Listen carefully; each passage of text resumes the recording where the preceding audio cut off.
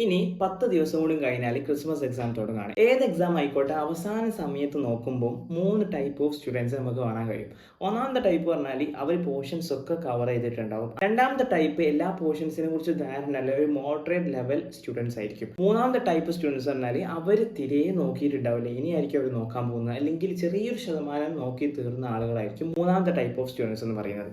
ഈ 3 ടീമും ഈ ഒരു അവസാന സമയത്ത് എന്താണ് ഇനി ചെയ്യേണ്ടതെന്ന് ഞാൻ പറഞ്ഞുതരാം. എല്ലാ പോർഷൻസും കവർ ചെയ്ത ആളുകൾ ഇനി ചെയ്യേണ്ടത് മുഴുവൻ കാര്യങ്ങളും പഠിച്ചത് മുഴുവനും പരമാവധി റിവിഷൻ ചെയ്യാന്നുള്ളതാണ്. രണ്ടാമത്തെ ടൈപ്പ്, അതായത് മോഡറേറ്റ് ലെവലിൽ പഠിച്ച ആളുകളാണെങ്കിൽ അവർ ഇനി ഫോക്കസ് ചെയ്യേണ്ടത് ഹൈലി വെയിറ്റേജ് ആയിട്ടുള്ള ചാപ്റ്റേഴ്സ് ഉണ്ടാവും. സോ അത് നല്ല രീതിയിൽ പക്ക പഠിച്ചു പോവാം. മൂന്നാമത്തെ സ്റ്റുഡൻസ് എന്നാൽ അത്രയും വീക്ക് ആയിട്ടുള്ള അല്ലെങ്കിൽ പഠിക്കാൻ തുടങ്ങാത്ത ആളുകളാണെങ്കിൽ അവർ മിനിമം ഒരു സബ്ജക്റ്റിൽ ഒരു 5 ഹൈലി സ്കോറിംഗ് ആയിട്ടുള്ള സെലക്റ്റീവ് ആയിട്ടുള്ള ചാപ്റ്റേഴ്സ് എങ്കിലും മിനിമം പഠിക്കുക എന്നുള്ളതാണ്.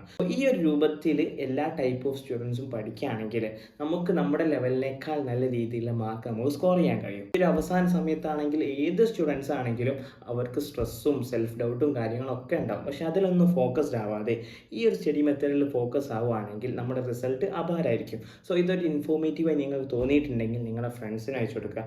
അതുപോലെ തന്നെ എൻ്റെ 1-to-1 സെഷൻ്റെ പുതിയ ബാച്ച് വരുന്നുണ്ട്. സോ നിങ്ങൾ ഇൻട്രസ്റ്റഡ് ആണെങ്കിൽ എന്നെ ഒന്ന് ഫോളോ ചെയ്ത് DM ചെയ്യുക. Thank you.